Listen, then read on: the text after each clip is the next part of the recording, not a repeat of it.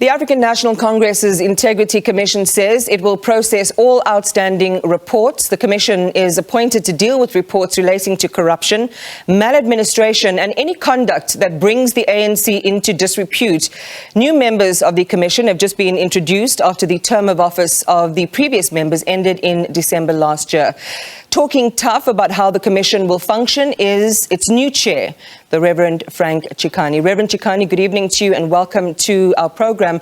You spoke quite strongly about how you are planning on stepping things up when it comes to holding your own to account and being tough. You're warning that we will be gripped by mafia-style leadership if the ethical decay in the party is not arrested. What made you say that? Well, it's the reality that we are facing, and good afternoon, and your listeners. I think it's the reality that we are facing. I mean, all of us know that. We know that there are syndicates that are trying to run this country. There are, networks of corrupt people who compromise our political leadership and from bottom to the top. In a way that is unacceptable and make it difficult to govern the country. And the example is that of ESCOM. I mean, we don't have to go very far, that there are people there who have interests and they have no interest in getting the problem of energy in this country being resolved, and because they make money.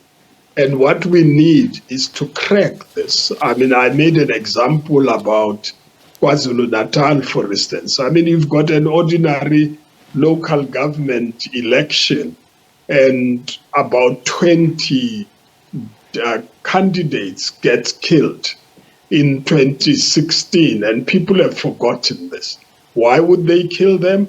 Because they want the people who go into power to be the ones who are going to deliver in terms of their interests. But they are not delivering to serve the people. They deliver to enrich individuals and criminals. And I think we need to stop that. So what we need is a leadership with integrity, a leadership that's not compromised. And those, of course, who are compromised, they've got the possibility to go to the Integrity Commission and go and say, I did the following and I got compromised.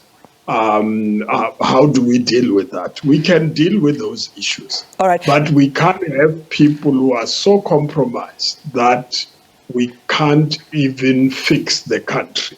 We need to fix this country. Right. Reverend Chikane, let me come in there, because when you talk about networks of corrupt people in political leadership, your powers extend so far as you have them in the commission and inside the ANC. So let's talk about what's happening inside the ANC and these corrupt networks that you're talking about and referring to inside the ANC.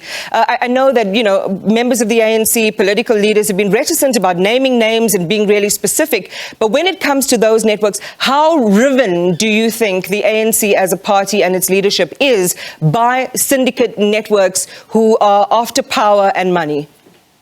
No, I didn't say networks inside the ANC, because that's a different meaning altogether. I'm saying there are criminal networks that compromise our people and our leaders, put them in a situation where they cannot do what they are supposed to do. And indeed, the commission is about people inside the ANC. That's why I'm saying our focus is on making sure that the leaders of the ANC are leaders of integrity and that ethically you can rely on them, because that's what the nation is demanding. For you to be their leader, you need to be trusted. And so we need to make sure that those who are compromised declare. They can come to the commission and say, this is what has happened.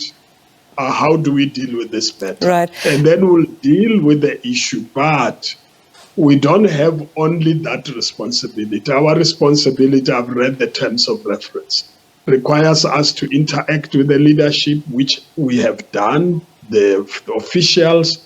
We're going to be interacting with the NEC which we require support from them in terms of what we need, because they appointed us. We need to interact with the provincial leadership, the regional leadership. The terms of reference go as far as interacting with branches. Yeah. We have got an ethical framework document, which was presented to the NEC in 2020. But people have not acted on it. They have not understood. And what I heard from the commissioners who have been there before is that some of the people who appear before them don't have the same understanding about what integrity is about. And they don't see anything wrong in what they are doing, except that they are worried about their position. So what about consequence management then? If that indeed is the case, how much teeth will this committee under your leadership have as opposed to your predecessor? No, the teeth, it's about what the leadership can do. What we do is to listen to a case, make recommendations, which the commission has done. The problem in the past is that those recommendations were not acted upon. Some of them were not presented at the NEC. And so when we met the officials, it's about two weeks ago, they committed themselves that that is not going to happen, because we're saying if we present a report and there's no action, then it's no use to do those reports. So they have to act, and we're going to make sure that we get results from them. And so I'm not, with the new leadership that we have, I'm not concerned that they will not act. I think they have committed themselves that they're going to act. How does this apply, what you're saying? And Reverend Chikane, as I hear you, and, this fervent plea that you made about what the problems are in South Africa and how we begin to arrest that. We look at the party and its own conduct and then determine whether that has credence or not. So the values that you're espousing and the route that you're taking in the Integrity Commission, how does it apply to political deployees or ministers, deputy ministers in the cabinet who have clouds hanging over their heads, and a party that's seen, and you'll see the public discourse, as being, as not taking the findings of the Zondo Commission on Corruption seriously? No, I think I make a difference between the party and the individual leaders who behave in a way that's unethical and, in fact, completely illegal. And so when I arrived, I was appointed in February, and we reviewed all the cases that were before the commission, and we looked at the Zondo Commission cases.